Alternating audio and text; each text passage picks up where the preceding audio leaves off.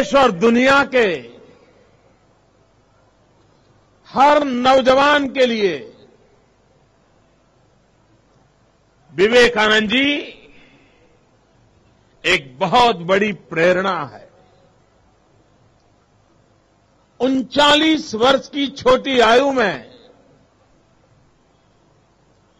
जीवन समेट लिया, लेकिन आज 150 साल हो गए उनके जन्म को।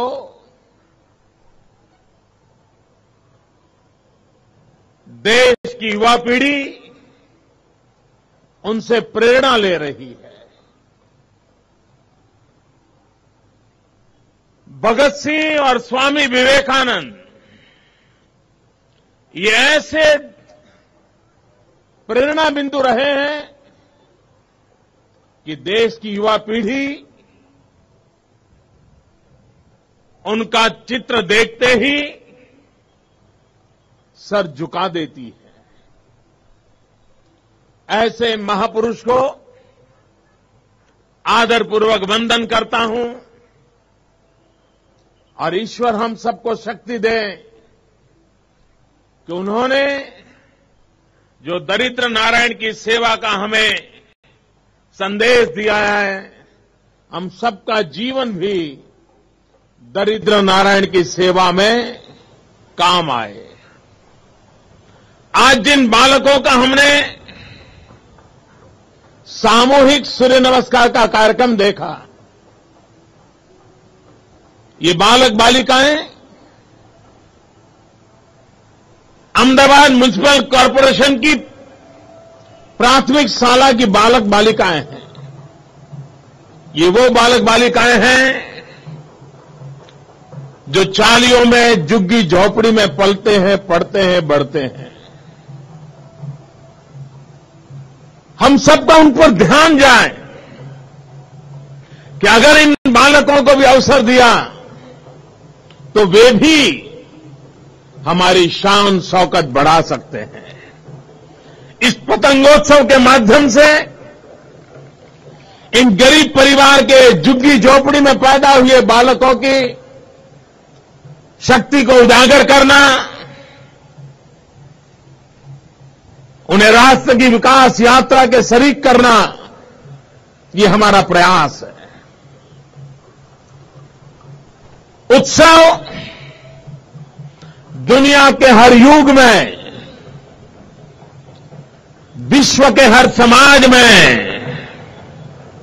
उत्सव अटूट रूप से जुड़ा हुआ है। कोई अपवाद नहीं है, क्योंकि उत्सव ये जीवन की ऊर्जा होता है। उत्सव से एक नई ऊर्जा प्राप्त होती है। परिवार में बालक के जन्मदिन का उत्सव मनाने से भी वो परिवार ऊर्जा का अनुभव करता है, एक नई चेतना का अनुभव करता है। और इसलिए उत्सव को भी सिर्फ व्यक्ति और परिवार तक सीमित न रखते हुए उस उत्सव को भी, उत्सव रूपी ऊर्जा को विकास की यात्रा में एक ऊर्जा के रूप में प्रस्तुत करने का प्रयास गुजरात ने पिछले कुछ वर्षों से किया है। उसे अभूतपूर्व सफलता मिली है। पतंगोत्सव वो प्रकृति का प्रेम भी दिखाता है, पर्यावरण का प्रेम भी दिखाता है और पर्यटन का भी प्रेम दिखाता है। एक पंथ तीन काज, ये पतंगोत्सव में हम नजर आते हैं। प्रकृति प्रेमियों के लिए भी उत्तरायण एक महत्वपूर्ण अवसर है। कागज के फूलों से सूर्य देवता की उपासना करने की ये परंपरा है। आकाशमान में कागज के फूल रूपी पतंगों को भेज करके सूर्य उपासना की परंपरा हमारे यहां विकसित हुई है। लेकिन इसके साथ साथ अर्थकारण भी जुड़ा हुआ है। टूरिज्म, उत्सव, समाज जीवन की सारी परंपराएं गरीब से गरीब व्यक्ति को रोजी रोटी देती है।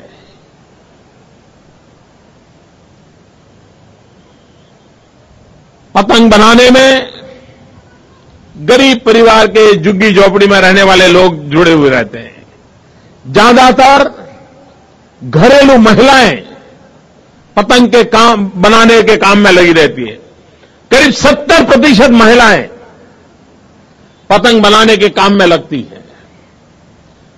2001-2 के कालखंड में गुजरात में पतंग उद्योग का व्यापार का हिसाब किताब 30-35 करोड़ के आसपास था। आज पतंग उत्सव को लगातार प्रयास करने के कारण, पतंग के साथ गुजरात की पहचान जुड़ने के कारण उसका व्यापार 500 करोड़ रुपयों को पार कर गया है। हम कल्पना कर सकते हैं कितने गरीब लोगों को रोजी रोटी मिली होगी, कितनी गरीब विधवा माताएं बहनें पतंग के उद्योग से जुड़ करके अपने परिवार का लालन पालन कर पाती होगी। पतंग जैसी चीज से भी आर्थिक विकास की ऊंचाइयों को पार किया जा सकता है। एक गुजरात ने सिद्ध करके दिखाया है। पूरे विश्व में प्रवासन का क्षेत्र बहुत तेजी से आगे बढ़ रहा है। पूरे विश्व में जिस तेजी से प्रवासन का क्षेत्र आगे बढ़ रहा है, उसकी तुलना में हम अभी बहुत पीछे हैं। हिंदुस्तान में बहुत कुछ करने की जरूरत है। विश्व में $3 ट्रिलियन का प्रवासन क्षेत्र का आर्थिक कारोबार है, लेकिन उसका बहुत कम हिस्सा भारत के भाग्य में आता है। और इसलिए टूरिज्म के विकास के माध्यम से गरीब लोगों को रोजी मिले। गुजरात ने पिछले कुछ वर्षों से जो प्रयास किए हैं, उसे अद्भुत सफलता मिली है। अभी हमारे पर्यटन मंत्री सौरभ भाई बता रहे थे कि देश का पर्यटन विकास 7% है, गुजरात उससे डबल है। क्योंकि लगातार कोशिश की है, उसका परिणाम अब दिखने लगा है। समाज की प्रकृति के साथ प्रवासन को जोड़ना पड़ता है। और जब प्रारंभ में हम इस काम को कर रहे थे, बड़ी आलोचना होती थी। कोई ऐसा नहीं होगा जिसने हमारी इस विषय में आलोचना न की होगी। और अच्छे अच्छे लोग डर करके चीज को छोड़ देते। लेकिन हमारा विश्वास था कि प्रवासन से गुजरात के गरीब को रोजी रोटी मिलेगी, और उस विश्वास को लेकर के हम आगे बढ़ते रहे, और आज उसके फल हमें दिखाई दे रहे हैं। गरीब से गरीब व्यक्ति रोजी रोटी कमा रहा है। भाइयों बहनों, परसों उत्तरायण का पर्व है। हिंदुस्तान के हर कोने में अलग अलग रूप से उत्तरायण का पर्व मनाया जाता है, लेकिन मूलतः ये प्रकृति का पर्व है। ये सूर्य की गति से साथ जुड़ा हुआ पर्व है, और मानव जीवन में सूर्य का काम महात्मा है, उसको रेखांकित करने वाला एक पर्व है। ये पर्व स्निग्धता का भी पर्व है। महाराष्ट्र में तो परंपरा है कि मकर संक्रांति के पर्व पर एक दूसरे से मिलने जाना, बड़ों को पैर छूना और तिलगुड़ देना, और बोलते हैं तिलगुड़ गया गोड़ गोड़ बोला। ये परंपरा हिंदुस्तान में हर राज्य में अलग अलग प्रकार से मनाई जाती है। मैं देशवासियों को मकर संक्रांति पर्व की, उत्तरायण के पर्व की अनेक अनेक शुभकामनाएं देता हूं। आज इसके बाद यहां मंच पर भाइयों बहनों आपको खुशी होगी, इस कार्यक्रम में हिस्से लेने वाले लोग भी बहुत बच्चे हैं।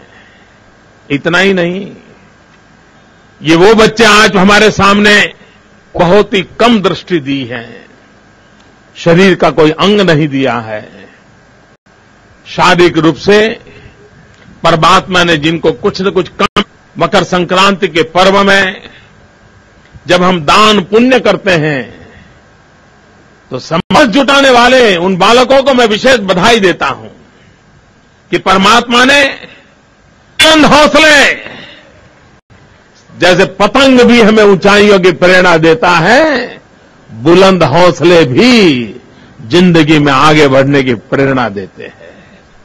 भाइयों बहनों, इस कार्यक्रम के बाद मैं भी पतंग उड़ाने का मजा लेना चाहता हूं आज।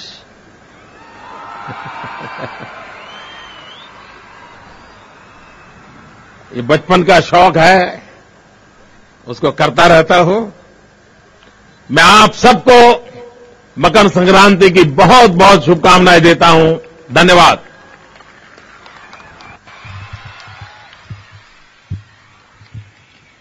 હુનો ઉડે પતંગ એમાં તુને પણ હો લાભ, હુનો પતંગ તુની દોરી ઉડવા માટે આભ, સંગ તણો જે ઉમંગ જાણે કરે ન ખેંચમ તાણ, સાથે ને સંગાથે બને ઉજવતા ઉતરાણ।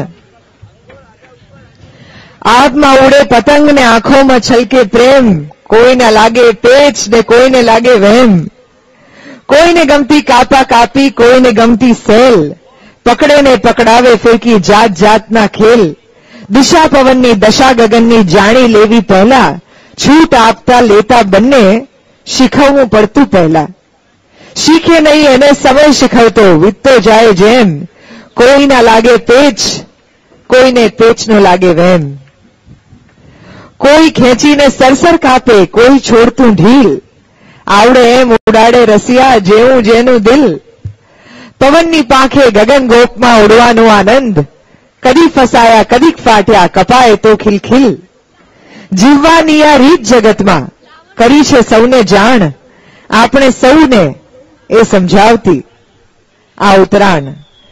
ઉત્તરાયણ એ જીવન જીવવાની રીત છે। આ થીમ ઉપર આજે આપણી સાથે અલગ અલગ આર્ટિસ્ટ જે છે એ પરફોર્મ કરવાના છે। આ બાળકો આપણી સાથે જે જોડાવાના છે એ બાળકોમાં 35 સંપૂર્ણ રીતે અંધ બાળકો છે, 60 જેમનું વિઝન જે છે એ ખૂબ ઓછું છે, 40 ફિઝિકલી ચેલેન્જ્ડ, 15 મૂંગા બહેરા, 10 માનસિક રીતે વિકલાંગ અને 50 ગરીબ વસ્તીના બાળકો આ સૌ આપણી સાથે જોડાવાના છે। આતશબાજી આપણી સાથે નદીના પટમાંથી, રિવરફ્રન્ટની આ જાહો જલાલી એ પણ વિઝન છે આપણા માનનીય મુખ્યમંત્રી શ્રી નરેન્દ્ર મોદીની આગેવાનીમાં આજે આપણે આ આટલો સુંદર માહોલ જે છે એ માણી રહ્યા છીએ।